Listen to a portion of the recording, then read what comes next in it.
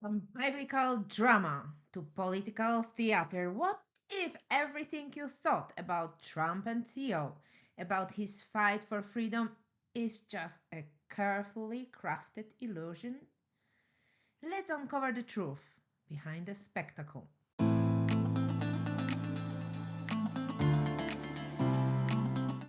Welcome to the People's Perspective and to the new year. I hope you had a wonderful time with your family and that the year ahead will bring you lots of joy. Thank you for your participation, and I hope we meet this year again and again and maybe again. But today we are going to dive into the obvious cracks in MAGA world, even before Donald Trump claimed his victorious presidency. Firstly, a disclaimer. Back in 2016, when Donald Trump first began his campaign, my hope for US presidency was simple: that the new president would not start any new wars. Given that the other candidate was Hillary Clinton, the bar seemed pretty low, and the choice, I think, would be easy. I couldn't bring myself to be too strongly anti Trump. After all, he was just a guy from American television described as a successful millionaire. For me, Trump's presidency felt relatively short. It started with much controversial international media presence and seemed to fade during the COVID pandemic. Fast forward, I remember anticipating the pardons Trump might grant after his presidency. None of those pardons, however, included persons as Edward Snowden or Julian Assange. That left me not really disappointed as politicians, but truly saddened for those people and their family. Now I am just beginning my journey of carefully following US politics. The 2024 elections was the first I followed with such interest. At the start of Trump's campaign, I didn't expect him to win, nor did most of people, I think. Though watching the Republican primaries unfold was at least entertaining, it was a quite a dirty fight with all tactics in play. On the other hand, seeing Joe Biden push onto the stage by Democrats and by his wife felt disturbing. Observing the entire political spectacle, I couldn't help but wonder: why were the Democrats seemingly doing everything in their power to help Trump's re-election? Why did all feel so much like biblical encounter? Look, you may hate the guy, but the prosecutions against him were, for me, in my opinion, a disgrace to the judicial system, a theatrical show for the masses, something like Shakespeare's stories. The one and only accusation with a hard proof, where he was on the tape admitting to his alleged crimes, this was dismissed. They did it because the same charges were dismissed against Biden due to his weak mental health. And this happened while Biden's cabinet was ensuring he is the fittest ever, and not only fittest ever to finish his presidency, but even to fight for re-election, and even more, to spend another 4 years in a job. Now we all know how this ended. This entire affair with Trump's prosecutions felt like witnessing somehow Jesus before the Pilate shortly before his crucifixion. And then the news came. Trump had survived an assassination attempt. This felt almost as if he would rise from the dead, a biblical narrative for deeply religious people.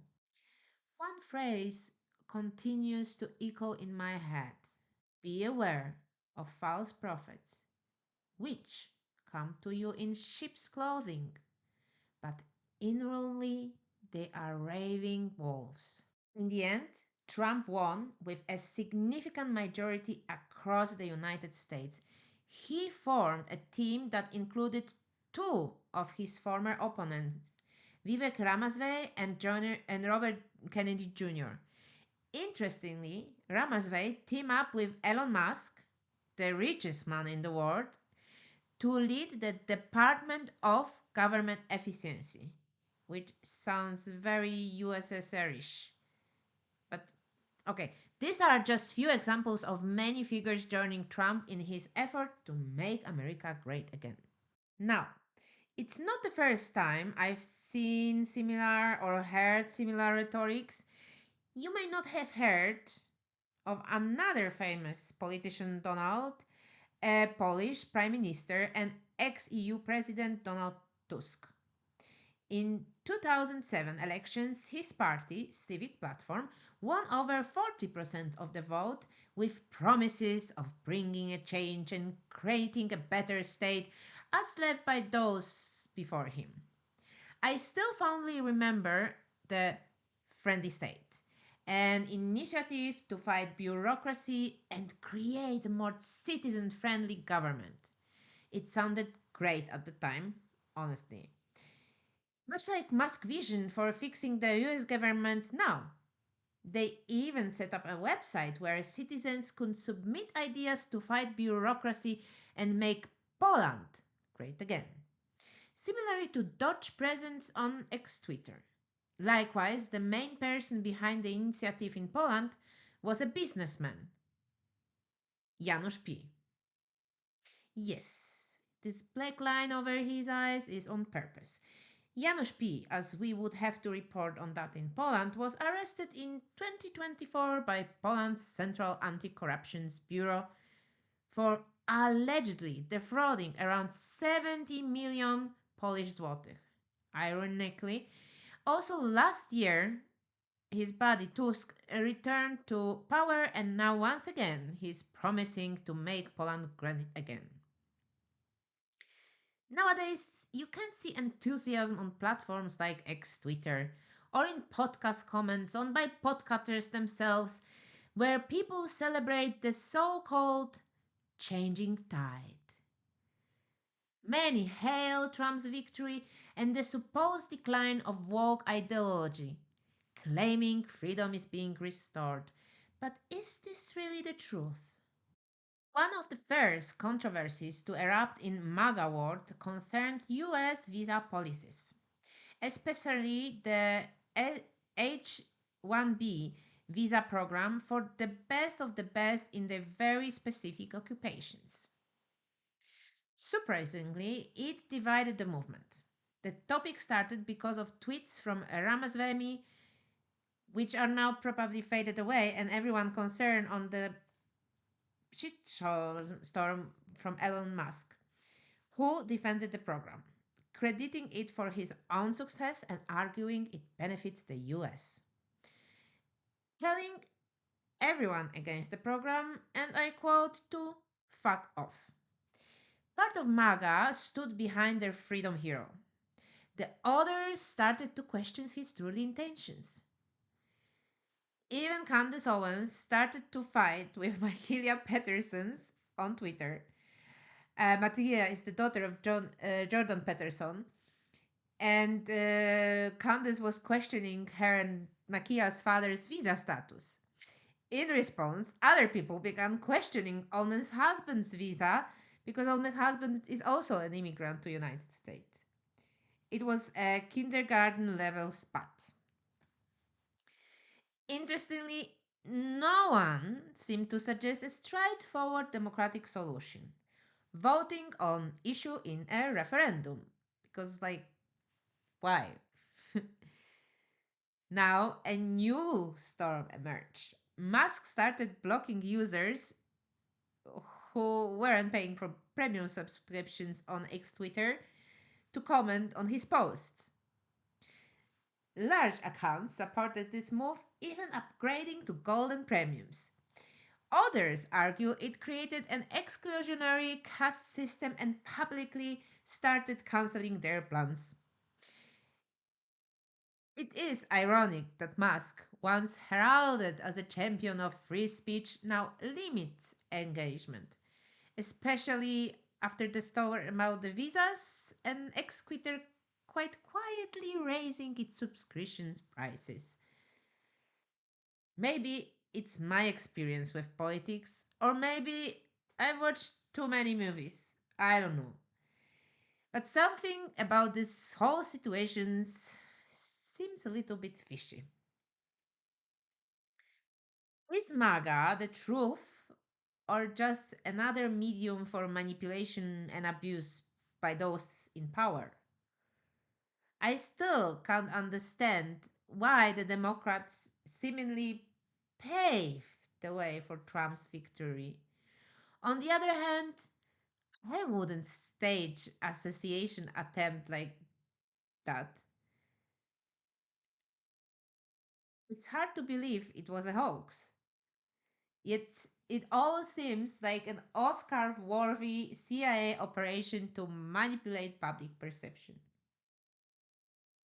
In the end, politicians keep promising change and a better life, but no one seems to ask the citizens what they truly need or value through direct involvement in managing the country. It's like impossible that so many people could be divided into two groups. It feels as though no one truly cares about people's freedoms or desires. This could be harsh, awakening for those who blindly believe in Trump's future presidency or those who work tirelessly to get him elected, believing they were doing good. I understand why it's appealing, but from my experience, nothing that excludes the direct will of the people truly makes any nation great again. If you find value in this video, make sure to hit that subscribe button so you never miss an episode. Please like if you like it or unlike if you don't. And hey, if you have thoughts to share or topics you would like me to explore, drop a comment below. I am uploading stories like this every Sunday at 7 p.m. Zurich time, so I hope we meet again. But from now, thank you very much for watching till the end, and as always, stay informed, stay engaged, and remember, knowledge is the key.